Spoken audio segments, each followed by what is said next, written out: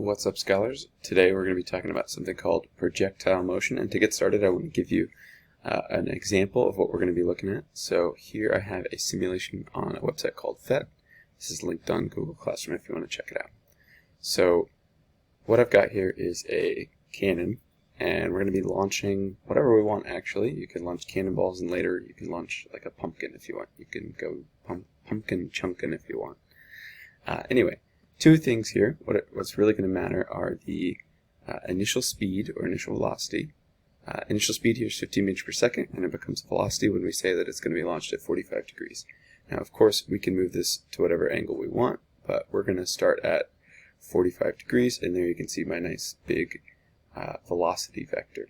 Now, it turns out the only two variables you need to know, well, I guess it's three, are what's the initial velocity, what's the initial angle that it's launched at, and what planet are we on. We're going to get to how that works in just a bit. Today we're just going to set up how we solve problems when we have something that's launched not just up, not just sideways, but at an angle. And we call that projectile motion. Okay, so I've just launched this. I'm going to restart it. I'll play it through once just so you all can see what it's going to look like. So erase, 45 degrees, 15 meters per second, launch. And what we should be able to do, if physics works, is we should be able to place this target where we think this is going to land and hit the target. I have in the past affectionately referred to this unit as siege warfare, which is not a very pleasant thing, but this is how, especially starting in World War II, or World War I, pardon me, certain armies did better than others. If they could figure out how things would travel through the air to hit their targets, they were more successful. And so what I'm going to do is launch this here. I'm not going to move this because I'm not going to make my prediction right now. So we'll launch it. And go. There you can see it makes a nice parabola through the air. Now you might be wondering how in the world are we going to predict where that's going to land. And I'm going to give you a hint as to how we're going to do that today. We're going to get to those details a little bit later. So I'm going to reset this. We're going to go with, I'm going to pause this and fire. So again, we've just launched it. This is the initial velocity, and it's launched at an angle of 45 degrees. To solve this correctly, we actually have to get into vectors. So check this out. I'm going to switch this from just the total velocity, that green vector, to this component velocity. So now I have an initial velocity in the y direction and an initial velocity in the x direction. Ooh, that's tricky to say.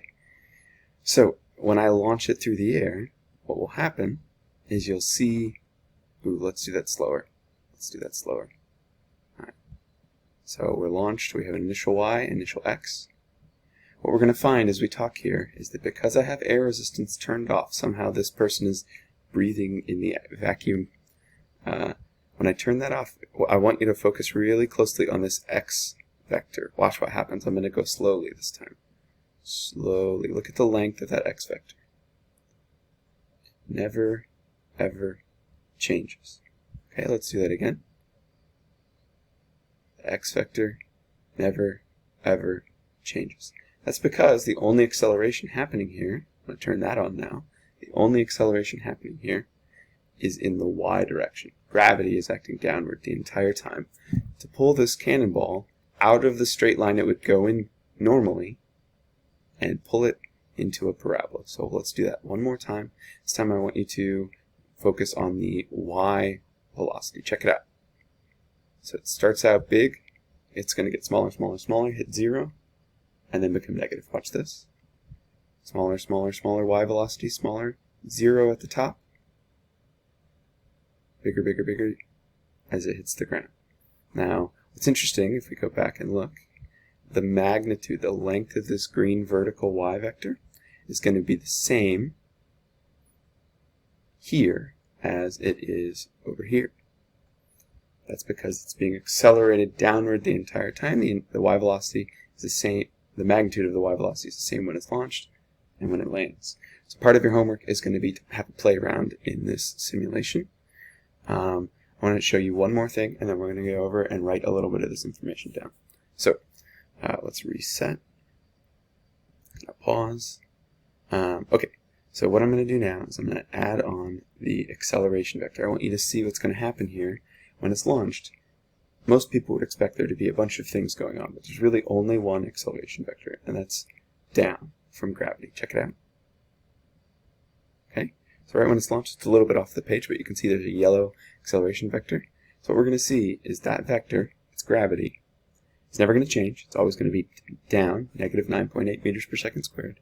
The x velocity, this guy here, this green one, never going to change lengths because there's no x acceleration. And then we have our y velocity. That's the only thing that's changing here. That's what causes the parabola. So check that out. We launch, we play it through. Okay, right here as it's in the air, look, the y velocity vector is much, much smaller, which means it's not going up very quickly anymore. It's mostly going sideways and being pulled down, but it's still on its way up. We'll go till we get to the top, or close enough. It's still being pulled down. Very important misconception here. Many students think that at the top of an object's motion, it stops. That is true only if you launch something straight up in the air. Instead, it's at the top here. It's being pulled down by gravity, but it has, you guessed it, inertia pushing it sideways. So when it comes to an object moving in two directions at the top, it still has that initial acceleration because it has not been slowed down in the x direction. I'm going to write this on the paper in just a moment, but this is the most important concept, so I'm going to say it twice. When an object is traveling through the air, motion in the x and y are independent. Say that again.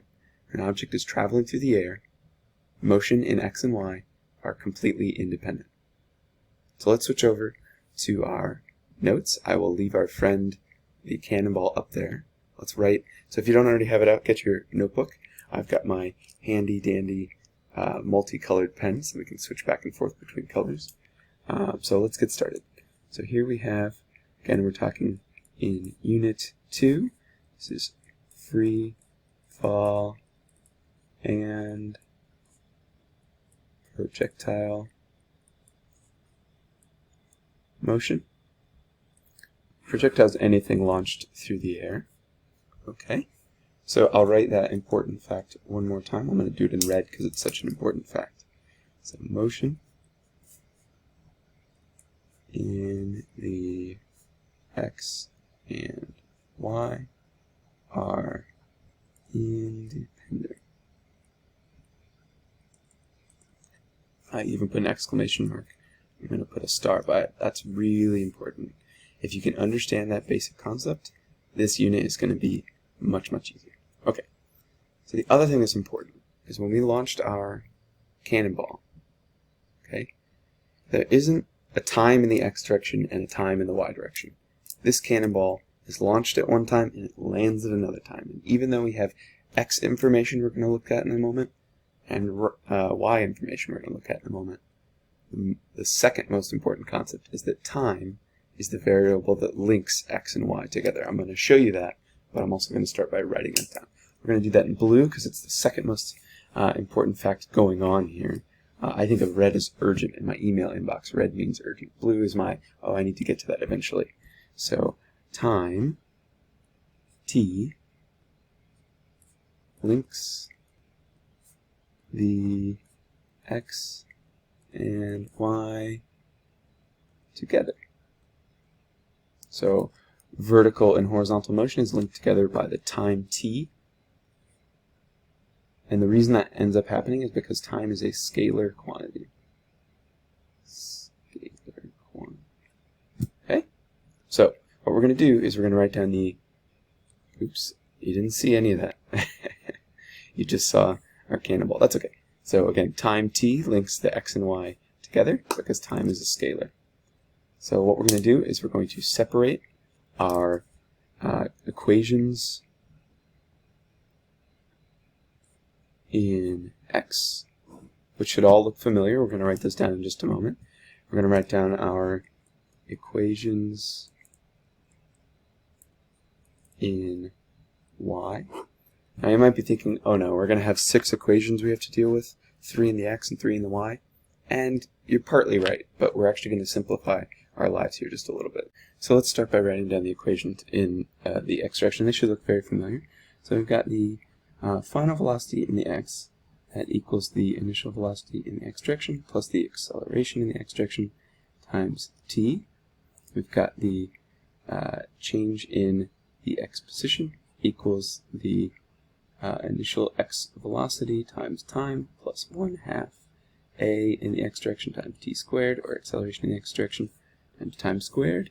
And then we have the v squared equation, one of my favorites. So we've got vx squared equals the initial velocity in the x squared plus 2a delta x. That's a in the x direction as well. And we're going to write down the same equations in the y direction. So vy equals v naught y plus ayt. Now you might be thinking, shouldn't that be a g? We'll get to that in just a moment. We're going to make all of our modifications all at once.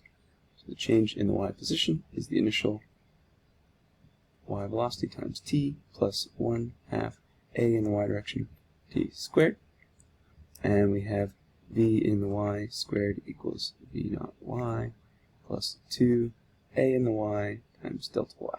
Okay. Alright, so back to the simulation to remind you of one of our most important things, which is that we are going to, when we do any kind of calculation, we're using any equations, we are always going to ignore air resistance. I just want to show you what it's going to look like if we did air resistance, why it's going to be such a disaster, and why we're not going to do it. So here, I'm going to turn it on normal speed. We're going to launch. This is what it looks like in 15 meters per second at 45 degrees. Now, if I turn on air resistance, and I've got a certain drag coefficient, don't worry about what that means, and I turn that on, check out what happens. Oof. So I got 3 stars, but that's not what I wanted. Look, it went much less far, and it's not actually a symmetrical parabola at all. So, for a bunch of reasons, in fact, no one does air resistance, not even like juniors in college, seniors in college. You have to do that using a computer. It does not really work to do it by hand. So anyway, we're going to go back to the equations, and luckily for us, that means there's no acceleration in the x direction. You're going to see why that makes life much cleaner in the x direction. So check this out. Because there is, we're going to put this in, I don't know, green.